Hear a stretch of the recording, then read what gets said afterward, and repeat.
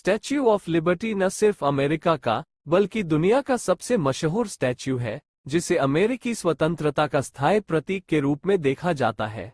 इसे 4 जुलाई 1776 को अमेरिका की स्वतंत्रता की स्मृति में फ्रांसीसियों द्वारा दिया गया एक उपहार था। आपको बता दें, स्टैच्यू ऑफ लिबर्टी का निर्माण फ्रांस और अमेरिका दोनों ने मिलकर किया था। जहां स्टैच्यू की नींव का निर्माण अमेरिका द्वारा किया गया था, तो वहीं इसके अन्य हिस्सों का निर्माण फ्रांस के लोगों द्वारा किया गया था। चलिए आपको स्टैच्यू ऑफ लिबर्टी के अन्य रोचक तथ्यों के बारे में और जानकारी देते हैं। स्टैच्यू ऑफ लिबर्टी का वजन 204, 117 किलोग्राम के बराबर है। स्टैच्यू ऑफ लिबर्टी के ढांचे का वजन अपने आप में लगभग 250,000 पाउंड है। इस स्टैच्यू के वजन का कारण है बाहरी ढांचे में किए गए शुद्ध तांबे का उपयोग, जिसे स्टील पर लटकाया गया है। एडोर्ड डी लाबोले ने सबसे पहले इसे अमेरिका को उपहार में देने का विचार जाहिर किया। इसका आधिकारिक रूप से निर्माण 1875 में फ्रांस में शुरू हुआ और 1886 में इसका निर्माण पूरा कर किया गया। एक बार पूरा होने के बाद स्मारक की गुणवत्ता सुनिश्चित करने के लिए टुकड़ों को पहले फ्रांस में एक साथ रखा गया था। बाद में इसे अलग अलग टुकड़ों में संयुक्त राज्य अमेरिका भेज दिया गया। स्टैच्यू ऑफ लिबर्टी का एक रोचक तथ्य ये भी है कि इसका पूरा नाम लिबर्टी एनलाइटनिंग द वर्ल्ड है। प्रतिमा का नाम रोमन देवी लिबर्ट्स के नाम पर रखा गया है, जो रोमन पौराणिक कथाओं में स्वतंत्रता का प्रतीक है।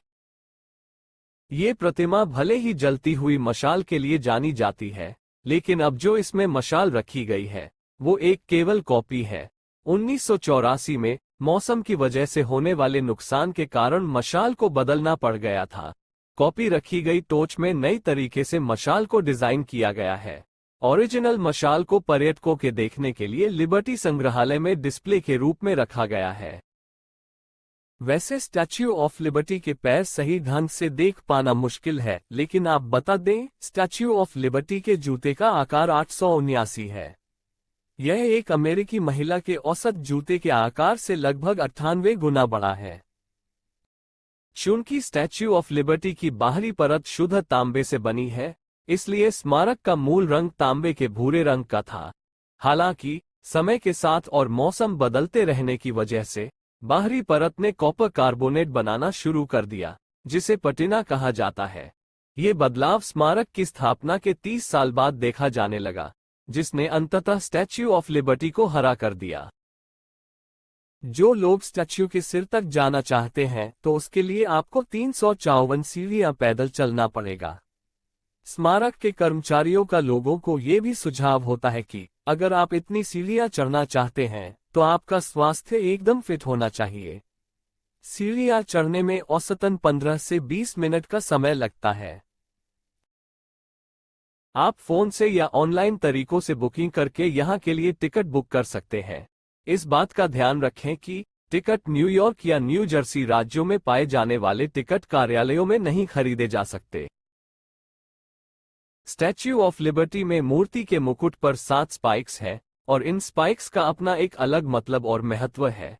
आपको बता दें, ये स्पाइक्स दुनिया के 7 महाद्वीपों का प्रतिनिधित्व करते हैं, और हर स्पाइक की लंबाई 9 फीट और वजन लगभग 150 पाउंड है।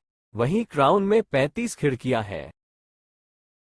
National park service statue of liberty को देखने के लिए एक दिन में अधिकतम 240 मेहमानों को अनुमति देती है। इसके अलावा पूरे दिन में क्राउन तक जाने के लिए ये सीमा तय की गई है।